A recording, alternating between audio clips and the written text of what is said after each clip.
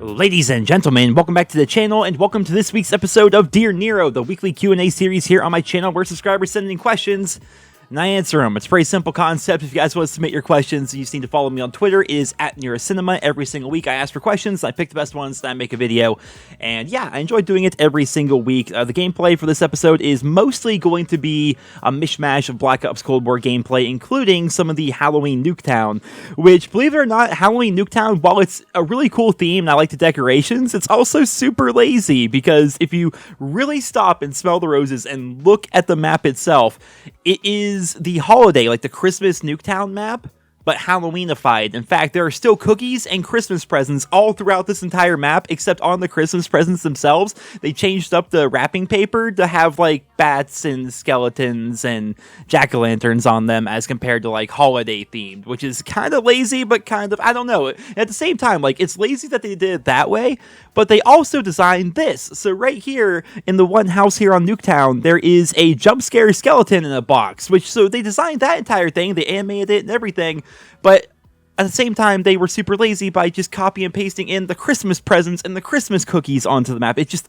I don't know. It's like both lazy and awesome. It's a really weird situation, but that's going to be the gameplay. But then again, people don't typically watch the gameplay on Dear Nero. It's mostly just something you put on the background to listen to while you game or drive to work or de-stress or do whatever it is you do on your Wednesdays. So we have a number of great questions here today. Typically, we do a bit of a health update, a bit of a life update at the very beginning of the video. This week has been by far the best week so far. Last week I said it was like the worst week that I've had so far. This week is by far the best one. I got back on the meds that I was on before I started drinking and everything, and it's Prozac, if you guys are wondering. And Prozac, it works really well for me. It worked in the past, but I stopped taking it back when I started drinking a bunch because like pills like Prozac and stuff do not work well with alcohol. They don't blend very well. And it's like, well, I have to make a choice. You make a choice between, taking my medication or drinking. And I chose drinking, and that was obviously a horrible thing. But now that I don't drink anymore, and I'm back on the pills that I was on before I started drinking so many years ago, and it's like the kind of pill that takes a few weeks to properly kick in, but I'm about 1 week into it so far, and the way I figure it is like every day it's going to be helping me more than it did the day before. So like every day is going to be better than the day before. And I will say this past week, like my anxiety has subsided quite a bit. It's still there. Like, don't get me wrong, but it's not nearly as bad. Whereas, like, every day I felt like something happened, I was dying. I'd get, like, this twinge in my chest, and I would start panicking about it, And now, like, yesterday, for example, I don't even remember what it was. I had, like, a twinge in my arm or whatever. I'm like, a week ago, that would have freaked me out, but I'm fine, because it's actually starting to work. So that's definitely nice.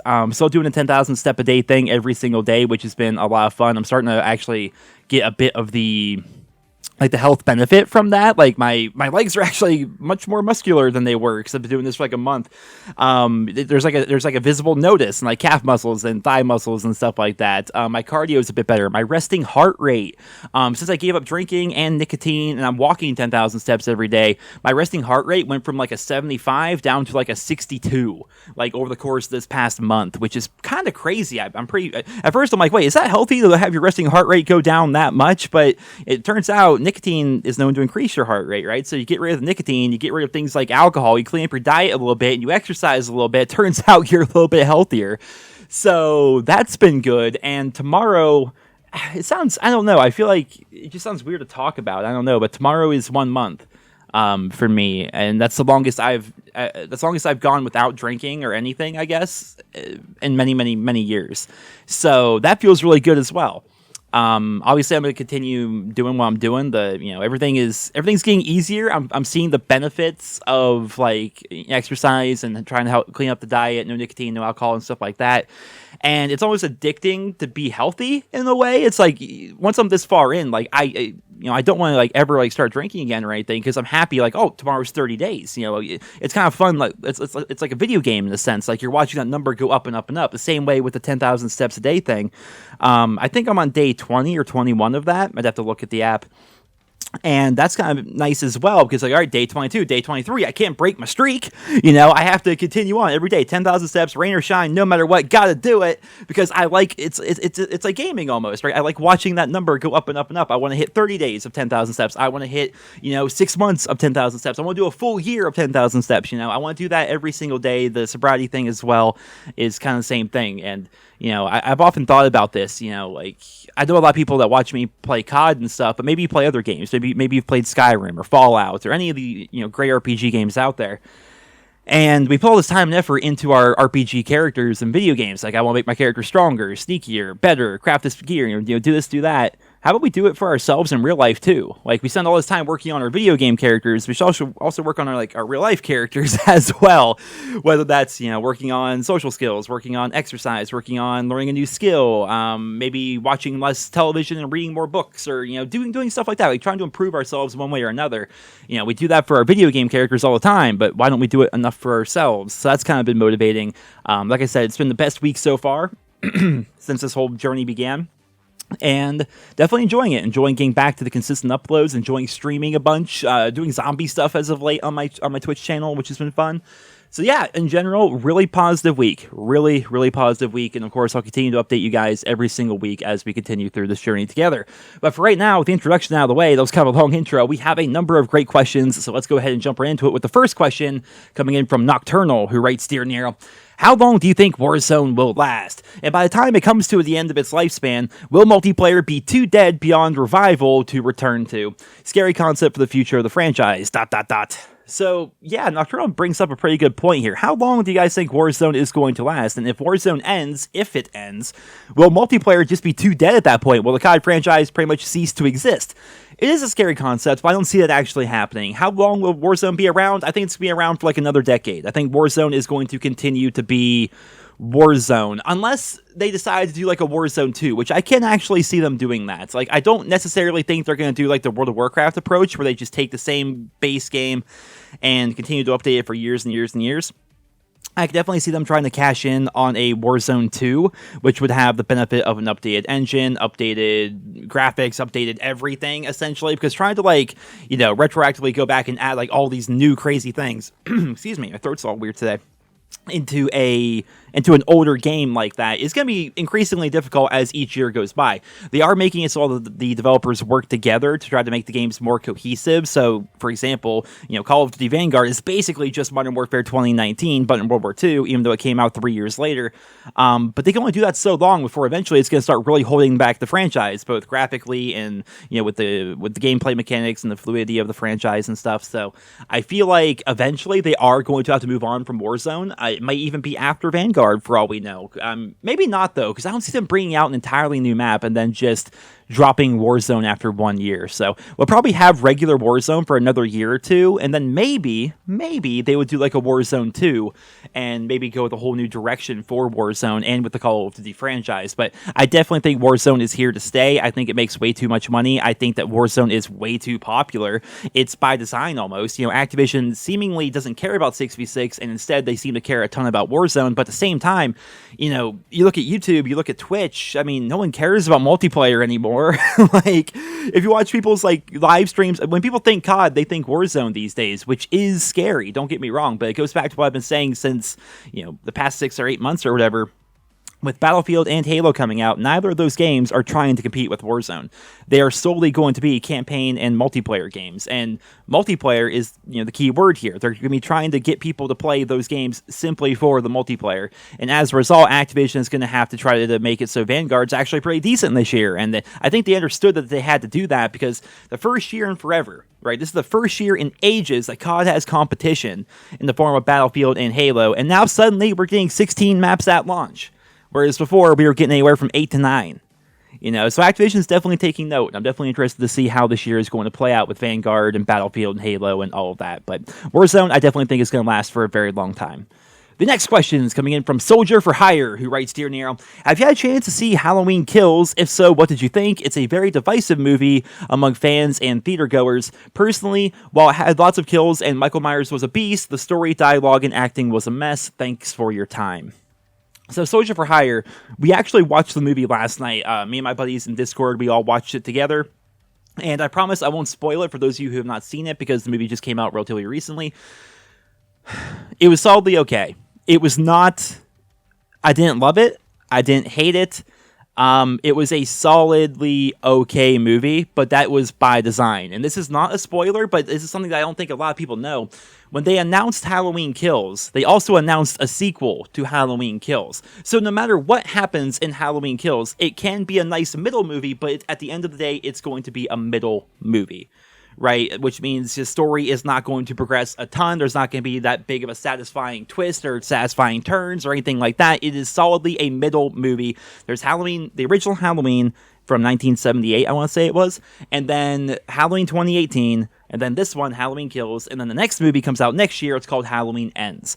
And so as a result, it is a solid, it's almost like a popcorn flick. It's like a junk food movie where there's lots of really satisfying kills. It's really interesting. It does progress the story ever so slightly, but not so much. You know, it doesn't like, you know, it's not going to be like a big revelation. This isn't like, you know, Avengers Endgame or anything like that. It is just it's a popcorn kind of horror movie with lots of creative kills. That's what it is. And to that extent, it's a good movie. But at the same time, it doesn't blow you away because it's not satisfying like most movies should be, because it's like the middle child. It's the middle movie, and it knows it's the middle movie.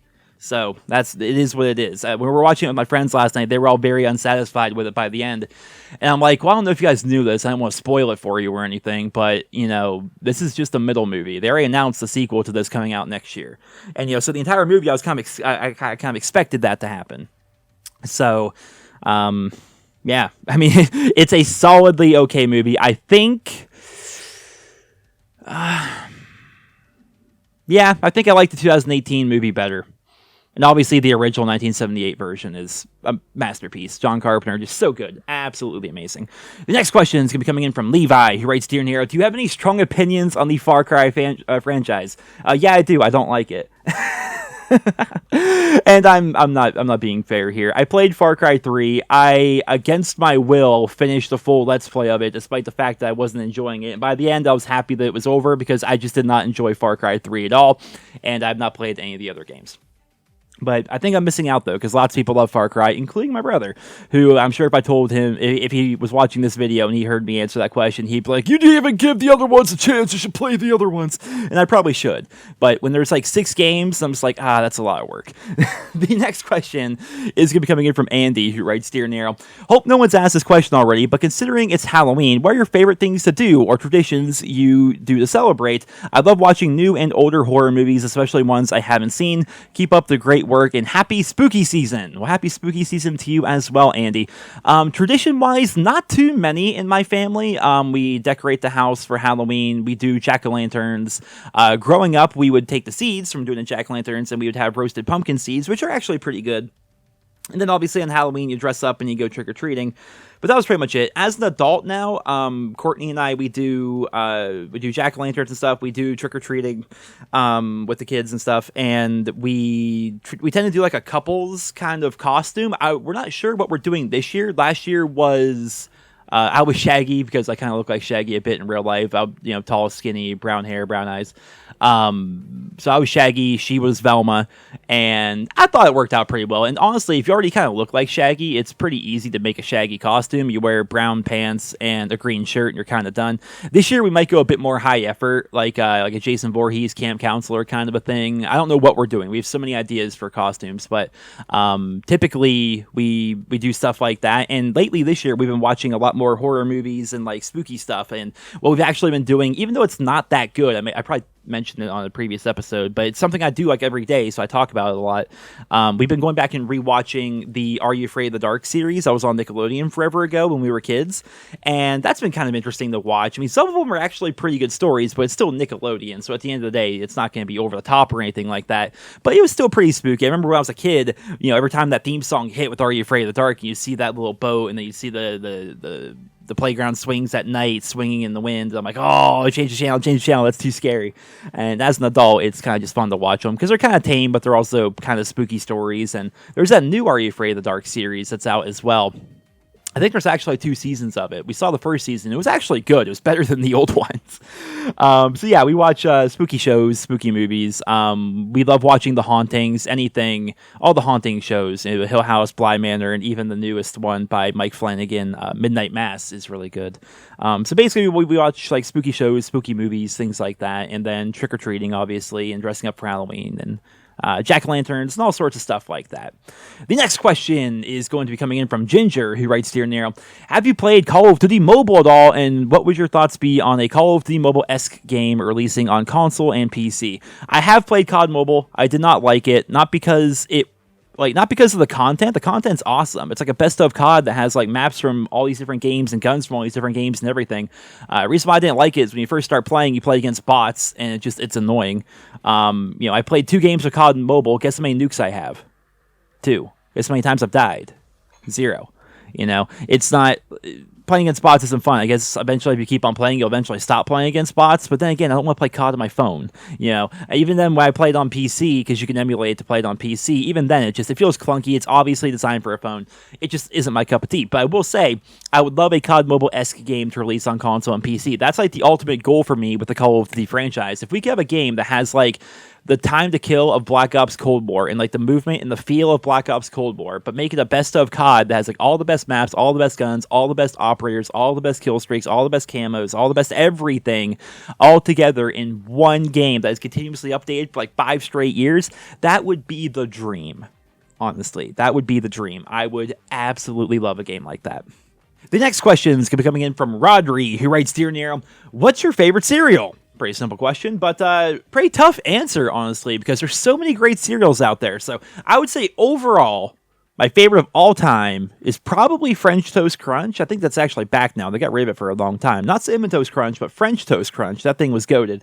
And then Peanut Butter Crunch, obviously, so ridiculously good. Believe it or not, Raisin Bran, I think, is pretty good. Honey Bunches of Oats, Fruity Pebbles. Cocoa Pebbles isn't as great.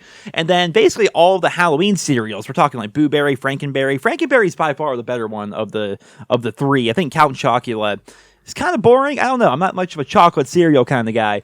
But Boo Berry and Frankenberry are definitely pretty good. Like, if you go down the cereal aisle, like, most cereals are just delicious. I mean, they're really good. For someone who never eats cereal anymore, like, honestly, I've not had cereal in probably, like, 5+ years. I still love it. I love cereal, but I never actually get it. I think it's mostly because I'll get it. I'll have, like, 1 bowl, maybe 2. And I'm like, oh, I've had my cereal fix. And now the milk is just going to sit there in the fridge and eventually go bad because I don't use milk for anything else. So I think that's why I don't get cereal much anymore. But yeah, overall, I'd say French Toast Crunch is probably my favorite. A bit of an underrated choice, in my own personal opinion.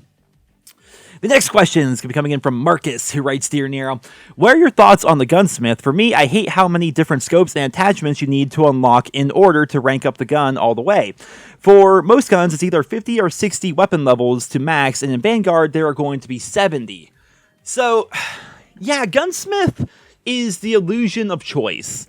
It gives you the idea that you are leveling up your gun, and it's kind of nice to get the weapon levels and unlock different things, and every now and then it's fun to mess around. Like, if you're playing zombies, for example, it's like, oh, I hate this site, I never use it in multiplayer, but I'll rock it in zombies, because who cares, it's zombies, and I'll get a bunch of XP for leveling up that particular site and doing challenges with that site equipped.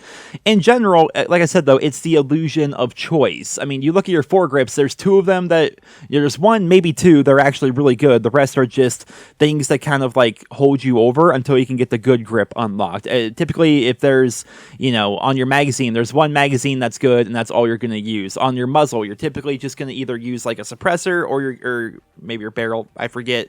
But you're either going to use, like, the thing that reduces recoil by a bunch, or you're going to, use the suppressor. That's it. Like, it's the illusion of choice. Most of the attachments are pretty useless. Like, if you're talking, like, you said there's, like, anywhere from, like, 55 weapon levels, therefore there's, like, 55 attachments. I'd argue that maybe, like, 7 of those attachments are actually useful, and the other, what would that be, 48 are just filler, pretty much. I mean, again, choice is good, but it's like the illusion of choice. And I think some people out there really enjoy the idea of like having all these different attachments, all these different things to try out. But what we've learned in the past is oftentimes with so many attachments and so many weapons, most of the time those attachments don't actually work the way they are described. And that's really frustrating that you have to go watch, like, I remember when Modern Warfare 2019 came out, I made the joke, like, I shouldn't have to go watch, and this is nothing against Ace, I think he does great videos, but I shouldn't have to go watch, half an hour's worth of Ace test videos to figure out which foregrip works. Because in that game, like, well, this foregrip produces recoil. This is recoil reduction. This one is recoil mitigation. This one is recoil suppression. They have like all these different like recoil stabilization. Like, what is the difference between recoil reduction and recoil stabilization? And you have to like learn all these things. The game doesn't even tell you. Like, you shouldn't have to go watch or read like an entire article or like watch people's videos to understand how a foregrip works. Like, it's frustrating. It's frustrating. I do miss the old school, like, foregrip just made so your vertical recoil went down. Red dot sight's a red dot sight. You want a silencer? That's good. It's going to reduce your range by a little bit, but you stay off the minimap. Back when it was kind of simple. Nowadays, it's just so complex, and half the time attachments don't work the way they're supposed to. Like, I forget what it was in Modern Warfare 2019. I'm going to make up the example, but something similar to this happened. It was like, if you run this certain foregrip on the P90, actually, this was a COD 4 or a Modern Warfare thing, but if you run this certain like foregrip, you sprint like 3 seconds longer than you would without that foregrip, or something like that. Like, things are just randomly bugged. There's random things like that. It's like, can we just unify everything here and have things actually work? So yeah, I prefer the old system, but I see why the current system does exist. And in Vanguard, having 70 attachments on like the STG-44, there's going to be so much filler there, but I guess it gives you something to do. The next question is going to be coming in from Lil DJ Boy, who writes, Dear Nero, what are some of your favorite wrestlers of all time? That's a good question.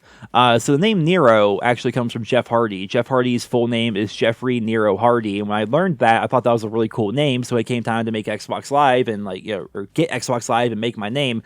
I went with Nero because I thought that was neat. But I'd actually say that overall, Jeff Hardy's not my favorite wrestler anymore. I'd say overall, throughout all the years, it'd be Kane. Kane is my favorite wrestler, with Jeff Hardy being a pretty close second. Then after that, I like the gimmick wrestlers. Like, I don't care for wrestling as much anymore because they're trying too hard to make it like a real thing. Whereas, like, the UFC exists. Stop trying to pretend that, like, wrestling is full of, like, the best athletes and submission artists in the world, and UFC is where the real fighting is. Wrestling should be more fun and gimmicky, and that's why I enjoy, like, the Attitude Era, and what was before the Attitude Era? Was that the Golden Era? I can't remember what it's called before the Attitude Era. But back when there's wrestlers like Doink the Clown, Papa Shango, Goldust, Undertaker, Yokozuna, like, everyone had a gimmick. Sergeant Slaughter, the Iron Sheik. Everyone had, like, these big, like, larger-than-life gimmicks back then. Whereas nowadays, we have, like, Randy Orton. What's his gimmick? Well, he's real mean. Brock Lesnar, what's his gimmick? Well, he's actually the toughest guy in wrestling because he was an actual UFC fighter. Who else is there? John Cena, he likes to rap or something. Like, the gimmicks are boring nowadays because everyone, it's just, it sounds horrible. It's just a bunch of white dudes in tights now. Whereas back in the day, Yokozuna, who wasn't even actually Japanese, was like this big Japanese, like, sumo wrestler kind of guy. And Papa Shango was like this guy that, like, could literally, like, do voodoo magic and, like, make people start vomiting. And the Ultimate Warrior was, like, from space or some shit. And, like, back when everyone had, like, this big over-the-top gimmick, which was interesting. It was kind of fun, and at the same time, people yet somehow believed it was real back then. Whereas nowadays, I don't know, they appeal too much to like the smarks, the smart marks a little bit too much now, where everything is like so super meta. But in general, everyone is just wearing jeans or just tights, and then they wrestle, and there's no gimmicks really. I mean, The Fiend was kind of a gimmick. I mean, it was a gimmick, don't get me wrong. But other than that, like, wrestling's boring now. They're trying to make it like it's a real competitive thing when we all know, yes, wrestling is hard. Yes, they really get hurt. Yes, it takes a ridiculous amount of skill to do what they do.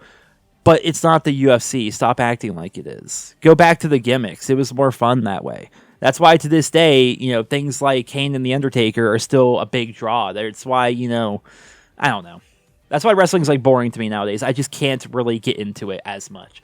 The next question is going to be coming in from Venom, who writes, Dear Nero, with a new map on the horizon for Warzone and anti-cheat most likely working as intended, I don't know about that, do you think that you can see yourself playing Warzone more often? I'm going to give Warzone a go with the new map. I hope I like it, but chances are I'm going to just not enjoy it that much because loadouts actively go against what makes Battle Royale Battle Royale. The next question is coming in from Wings of Richie, who writes, Dear Nero, would you rather lick a used toilet bowl brush or be on the Activision pay train? I think I'd rather be on the Activision pay train, dude. Those guys make so much money. Those guys with their creator codes and their early access to DLC and getting to play the game early and post those videos up, man, they make so much money. I should have sold out years ago. Obviously, I won't, but I should have sold out years ago because they make a lot more money than I do, but that's fine. In general, I guess I'm happy that content creators are able to support their families, make a living, do their kind of thing. I choose not to be part of the Activision thing because I feel like the kind of content that I make, I cannot make that kind of content without there being... my content is unbiased. I like the fact that my content is unbiased, right? I can't stand it when like these, and you guys know what I'm talking about. No names need to even be dropped because there's a bunch of them. It's not even one person in particular. But how can you be like, here's my unbiased, honest review of this bit of content. And right there at the very beginning of the video, they're like, oh, also be sure to use my creator code in the shop. It's like... Your unbiased take on this, Mr. Creator Code, really? Like, it doesn't work that way. It just really doesn't. So, for the kind of content I make, I'm happy that I'm unbiased because that's kind of the appeal of my channel, I think, for a lot of people. But I am also happy for the people that do have the creator codes and stuff like that because these are good guys, and at the end of the day, they're just trying to make a living because who knows how long we're actually going to be able to continue doing YouTube and make a living doing this. So I'm happy for them. I'm happy for myself. It works in general. But I'll never be part of the Activision pay train, so to speak. The next question is going to be coming in from Tortilla Jackson, what a name, who writes, Dear Nero, do you play fantasy football? And if so, how is your team this year? Also, what is your favorite Browns player of all time? Happy to see you doing better. So I think the Browns player part is just, everyone goes Jim Brown, obviously. Jim Brown's like old school, one of the best running backs of all time. Obviously, you have to go Jim Brown. But my fantasy football team is not doing well this year. So let me tell you what happened. And I'll be short for people that don't care about fantasy football. We do a snake-style draft, obviously. Most people do that. And I had the 10th pick, the final pick in the first round. So therefore, I got 2 picks in a row. Well, typically, my running backs suck every year. So this year, I'm like, all right, I'm actually going to focus on the running backs. I'm going to get my first 2 running backs out of the way and then work on my quarterbacks and receivers and stuff like that. So with my first 2 picks, I took Aaron Jones, and I took a bit of a risk with Saquon Barkley. If they pay off, 2 of the best running backs in the league, hands down. Well, Aaron Jones has been battling injuries and splitting carries pretty much the entire season. Saquon Barkley's ankle looks like it has a baseball growing out of it now after he hurt it. And then my quarterback, Russell Wilson, is hurt. And I also drafted Russell Wilson and Tyler Lockett, at the first round, second round were Aaron Jones and Saquon Barkley. The third and fourth rounds were Russell Wilson and Tyler Lockett, because someone have that combo there. Well, Russell Wilson also gets hurt, which hurts Tyler Lockett, who, even when Russell was in, Tyler killed it the first 2 weeks, then after that, he hasn't really done anything, and now that Russell's hurt, Lockett's not going to be getting anything, really. So, basically, injuries have pretty much ruined my team so far this year. It's a long season. Saquon could, come back. Aaron Jones is getting back in the swing of things. Once Russell's back, I think Tyler Lockett's going to rebound a bit, but right now I started off 2-0, maybe 3-0, but I've lost the past couple weeks all just really badly because injuries are plaguing me. So yeah, that's been kind of sad. The next question is going to be coming in from Rigo, who writes, Dear Nero, if the multiplayer map CeeLo makes it into one of the seasons of Vanguard, would you like it to be remastered or reimagined? This is a weird take. I think just remastered would be the way I would want to see it. I would want to see CeeLo with on the new engine, new graphics and stuff like that. I wouldn't want it to be reimagined though, because I want to see CeeLo for it being CeeLo. You guys may hear me talking about how lazy it is to copy and paste maps into the game. Well, mostly that comes from the fact that they copy and paste the same maps over and over and over and over. The examples are mostly in Treyarch games. They bring back Slums almost every year. They bring back Summit almost every year. Firing Range, stuff like that. So instead of just copy and pasting the same map for 5 games in a row, it would be nice to see them reimagined if they have to bring the map back. But a map like CeeLo that hasn't seen the light of day, just like Castle and just like Dome, which both are coming in the Vanguard, but it hasn't seen the light of day in 13 years. So with that being the case, we don't have to reimagine it. It'd be nice just to see the map itself again. But a map like Hijacked, for example, we've seen so many times. Do something new with it, right? I guess they already did that. They did Skyjacked back in Black Ops 3. They remake the same maps over and over, and it's frustrating. But if they were to bring back CeeLo, if you guys don't know, my favorite map of all time, I'd like to see it remastered as compared to reimagined, just because we've never seen it remastered before. So it'd be nice to see it with the new graphics, new everything, new this, new that. The next question is going to be coming in from Omen, who writes, Dear Nero, have you ever seriously tried trick-shotting in any Call of Duty? No, and this is going to be a hot take. So prepare yourselves, clench those buttholes. Trick shotting is stupid because trick shotting is just luck. And this is where they start typing in, no, Nero, stop luck. You know how much skill goes into trick shotting? Yes, I do.